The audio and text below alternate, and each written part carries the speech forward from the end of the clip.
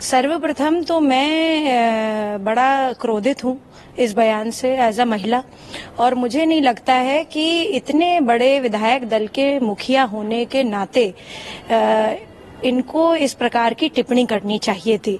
दूसरी बात है, विधान जो भवन होता है, विधानसभा जो होती है, वो बहुत ही गौरवान्वित और प्रतिष्ठित भवन है देश का।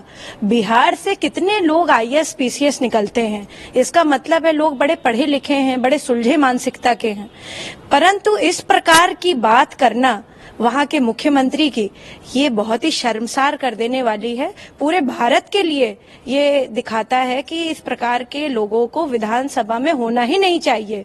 और अब जब इलेक्शंस हो तो बिहार की जनता को इस बात का ध्यान रखना चाहिए कि कैसे लोगों को वो चुन कर लेकर के आ रहे हैं, क्योंकि इस प्रकार का अमर्यादित बयान दे करके उन्होंने अपने संस्कारों को परिलक्षित किया है। ये कोई बात कहने वाली है विधानसभा में? आप बताइए कि इस तरह से बात करने का मतलब क्या था उनका।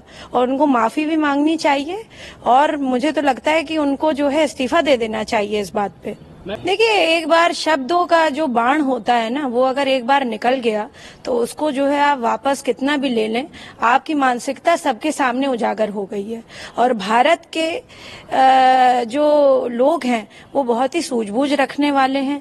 स्पेशली जैसे मैंने पहले कहा, बिहार के लोग, बहुत सारे ऐसे लोग हैं जो पढ़ने लिखने में बहुत आगे हैं। विपरीतार्थ परिस्थितियों में उन्होंने इतना बड़ा सर्वश्रेष्ठ एग्जाम, भारत का आईएएस का एग्जाम जो है पार किया है, और लोगों ने बहुत ही कम रिसोर्सेज में इस एग्जाम को पार किया। इसका मतलब है कि बिहारी जो माइंड है वो बहुत ही ट्रेंड और बहुत ही अच्छे हैं। कितने सारे साइंटिस्ट हैं बिहार से जो अभी भी जो है यहाँ के भी शोध में जो है अपना रिसर्च कर रहे हैं, और बाहर भी नासा में भी हैं, कार्यरत हैं।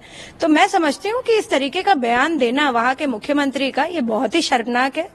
और इस पे कितनी भी वो माफी मांग लें, जो है बिहार की जनता को ये याद रखना चाहिए, महिलाओं के खास तौर से ये याद रखना चाहिए कि किस प्रकार की घटिया मानसिकता को उन्होंने विधानसभा जैसे पवित्र जगह पे और ऐसे स्थल पे जहां पर लोग चुन करके लाखों के वोट से जीत करके जाते हैं, और लोगों का एक तरह से विश्वास है, संविधान भारत का है, वहां से संविधान के लिए काम करा जाता है, वहां पे लोगों की भलाई के लिए काम किया जाता है, वहां पे इस तरीके का बयान देंगे आप? ऐसे लोगों को जो है निकाल बाहर फेंकना चाहिए। इंटरस्टेट कितने जो है चुनाव हो रहे हैं, क्या दिख रहा है आपको? ये सिर्फ जो है ढकोसलेबाजी है, ये लोगों को बेवकूफ बनाने का तरीका है। और कोई इंडिया फिंडिया का कोई जो ये गठबंधन I.in.D.I.A, ये सिर्फ जो है सिर्फ बोलने के लिए था। भारत अजर है, भारत अमर है। भारत का जो एक जो है विशेष, मैं कहूंगी, जो आत्मा है, उस सबके दिलों में एक ही उससे है कि हमारा भारत आगे रहे। और भारतीय जनता पार्टी लगातार इस मिशन पर काम कर रही है कि हम सबका साथ, सबका विकास, आदरणीय प्रधानमंत्री जी, आदरणीय नरेंद्र मोदी जी के विजन में काम करें। और हम सब कार्यकर्ता जितने भी हैं, भारतीय जनता पार्टी को विशेषता जो है इस मुकाम पर ले जाएंगे। 2024 में भी हम जो है फिर से जीत करके इसलिए आएंगे क्योंकि जो है प्रधानमंत्री का विजन भारत की अखंडता के लिए है, इसलिए नहीं है कि बांट करके जो है हम जो है अपना उल्लू साधे। ये उनकी मानसिकता परिलक्षित करता है ना, उनकी कथनी करनी में फर्क है। उनको कभी लगा ही नहीं कि महिलाओं को आगे आने देना चाहिए। वो तो हमारे प्रधानमंत्री जी ने जो महिला बिल जो इतने समय से लटका हुआ था वो लेकर के वो आए। नई पार्लियामेंट में सबसे पहला बिल जो उन्होंने पास किया वो महिलाओं के लिए किया। इतना बड़ा संशोधन हुआ पूरे कॉन्स्टिट्यूशन में, तो 33% का जो आरक्षण है वो हर जगह लागू करने की बात कही है उन्होंने।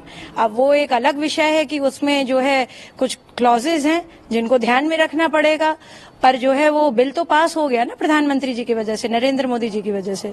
तो ये भारतीय जनता पार्टी कभी कथनी करने में फर्क नहीं करती है। और ये जितने विपक्षी हैं, इनके पास कोई एजेंडा नहीं बचा, इनके पास कोई जो है मापदंड नहीं बचा, तो इसलिए अब वो अपनी बात कर रहे हैं। कभी महिलाओं के बारे में उन्होंने सोचा नहीं, जबकि जो है कितनी सारी महिलाएं जो है मुझे लगता है कि और भी पार्टीज में हैं, उन्होंने कभी नहीं सोचा। बट वो उसी तरह से हैं कि भाई पारिवारिक दृष्टिकोण से हैं। भारतीय जनता पार्टी में परिवारवाद नहीं है बिल्कुल भी।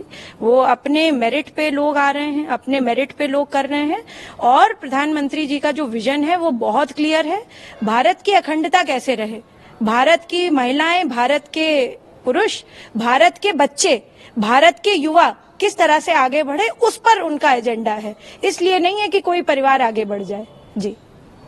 हमसे जुड़े रहने के लिए हमारे YouTube चैनल को सब्सक्राइब करें और नई वीडियो की नोटिफिकेशन के लिए बेल आइकॉन को दबाएं।